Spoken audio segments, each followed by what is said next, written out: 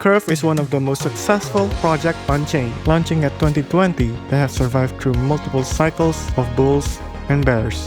Curve have become an important part of the whole crypto ecosystem. They created a token so important that it started a war on-chain called the Curve Wars. With billions of dollars in total value locked, any small mistake could be disastrous for the whole industry. And this is the story of how Curve got hacked for $70 million. A story of greed, exploits, and how incentives rules everything.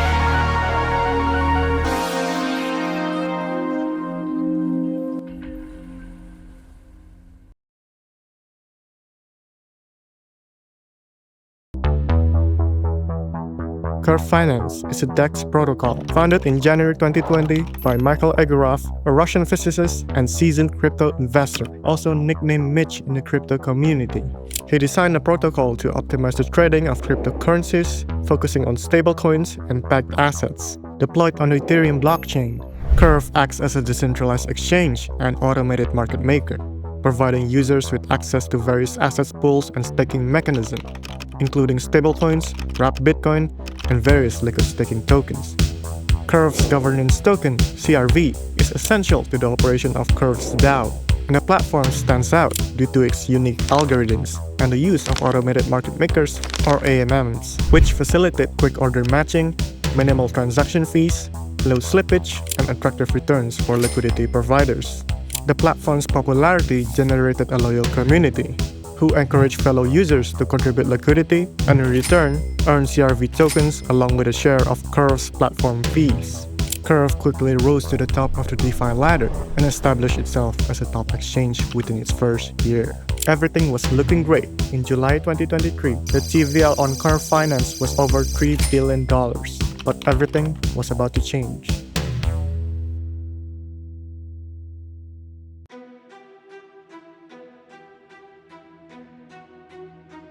On July 30th, everything came crashing down in a matter of hours. A series of attacks commenced, starting with a $12 million exploit of the JPEG to ETH pool. Then another attack targeting Alchemix DAO's All-ETH to ETH pool with a loss of $20 million. Metronome DAO was next. Their stake ETH pool lost $1.6 million, followed by Curve's own CRV to ETH pool, which saw $18 million siphoned off.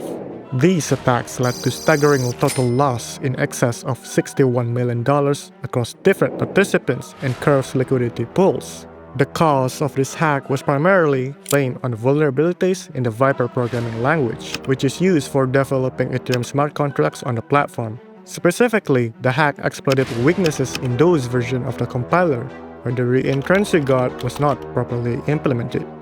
The reentrancy guard is a mechanism intended to prevent infinite withdrawal loops executed through malicious smart contracts.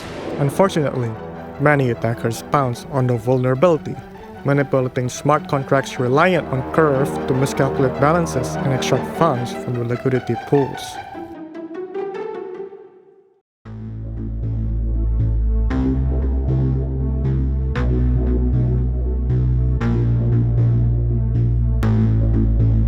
In the aftermath, Michael Egorov confirmed that the hack drained 32 million Curve DAO tokens valued at $22 million from Curve swap pools. On August 3rd, Curve, along with Metronome and Alchemix, who had also been affected by the exploit, announced a joint initiative to try and recoup the stolen assets, proposing a 10% bounty on the recaptured funds as an incentive. By August 6th, a portion of the stolen assets began to resurface. The hacker returned a significant amount of All-ETH and ETH to Alchemix at the JPEG deployer wallet, which confirmed the receipt of most of its pilfered funds. Curve would then announce a $1.85 million bounty for any information leading to the identification of the hacker that didn't return the funds. Curve was not messing around, instead taking an aggressive approach to address the breach and try to fortify their ecosystem against any future attacks. This was a huge event. The hacker was able to take around $70 million, but the exploit exposed up to $100 million in assets to potential risk. This attack not only demonstrated the vulnerabilities within the DeFi platform, but also triggered a huge response from the cybersecurity community as a whole. To mitigate the damage, white hat hackers stepped in during the crisis. One white-hat MEV exploiter, alias Coffee Bait, managed to recover 2,800 ETH, valued at $5.4 million from the exploiter, and returned the ETH to a grateful Curve DAO. White-hat hackers play a vital role in the ecosystem, often acting swiftly to prevent further losses and assist in the recovery of stolen funds. Without the white hats, there exists a real possibility that the exploiter may have been successful in stealing these funds, disappearing never to be found. As Curve faced the possibility of losing everything it had grown rapidly to become, the stakes could not have been higher.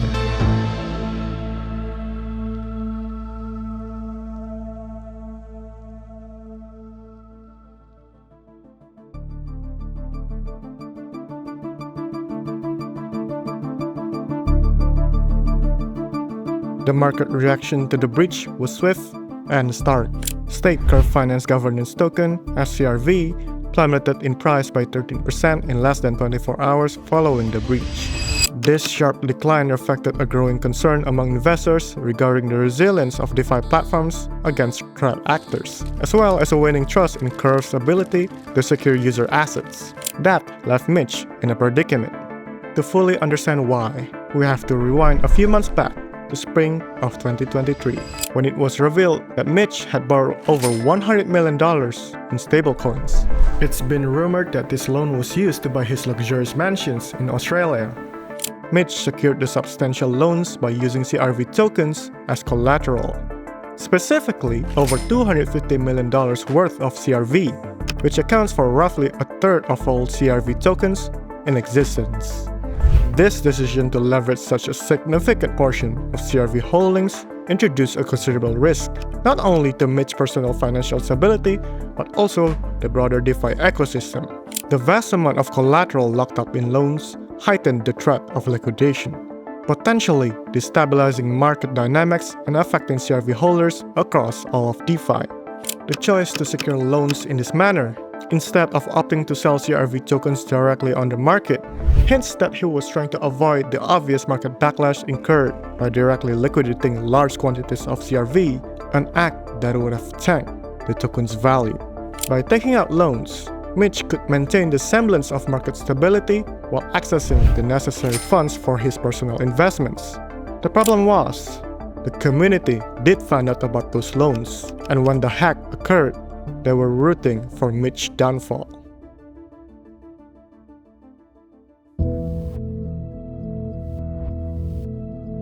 In the aftermath of the exploit, Mitch found his holdings of CRV, which had previously enabled him to borrow the millions in stablecoins he used for those mansions from lending platforms Aave and Fraxland, were suddenly at risk of liquidation due to the plummeting value of CRV. With the CRV to each LP drained, the opportunity for short sellers to push CRV price to Mitch's liquidation point had opened up, leading to a frenzied effort to eradicate Mitch holdings by those who felt he was cheating the market and the community around his project.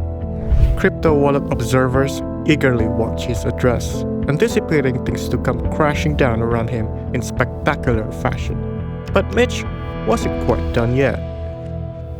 Facing a critical situation with a $17 million loan against $24 million in collateral and nearing 100% utilization on Fraxland, a scenario that could rapidly lead to liquidation due to the platform designed to double interest rate every 12 hours at full utilization, Mitch executed an unprecedented strategy to avoid total disaster. He introduced a new financial instrument, a gauge that would reward CRV tokens to those who provided liquidity by pairing CRV to USD with Frax for the CRV Frax lending pair on Fraxland. This was aimed at encouraging more Frax lending, thereby reducing their CRV to Frax utilization rate and saving himself from a rapidly doubling interest rate. This inventive approach was a lifeline for Mitch. Just hours after the launch of the CRV Frax USD incentive gauge, significant amounts of CRV were sold over the counter to prominent crypto figures and investors like Justin Sun and DCF God, among others. This influx of capital and public awareness of the sales that followed helped to stabilize and then recover the price of CRV, leading to the liquidations of millions in short positions. The continued over-the-counter sales and the broader community response have been vital in ensuring the survival of CRV tokens and Curve Finance protocol. This was a master at work. Mitch was able to navigate Curve out of a potential liquidation crisis once the dust had started to settle. Following the hack, Curve Finance took steps to clean up the mess and restore confidence among its users. They announced plans to evaluate and reimburse affected users and aim for a fair distribution of the recovered funds. The Curve Finance community actively participated in this recovery effort, voting to allocate tokens valued at over $49 million to compensate liquidity providers. Curve would go on to prioritize the strengthening of its security measures, and the platform undertook a comprehensive review to identify and address the vulnerabilities that were exploited during the breach. As a result, Curve Finance conducted thorough audits to minimize the further risk of similar exploits occurring in the future.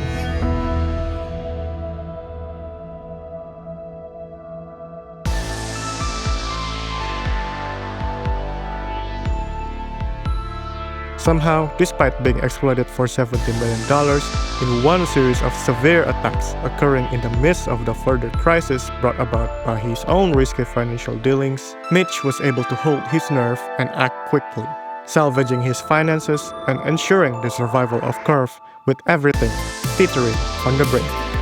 This episode highlights one of the major drawbacks with DeFi. Exploits in coding can lead to huge hits like this from opportunistic hackers. However, the fact that the ecosystem has survived not only this hack, but others like it, is testament to the community spirit around DeFi and the shared desire to overcome security issues. Users and founders both want to improve protocols and processes to ensure that the future of life on the chains is a bright, reliable, and a secure one.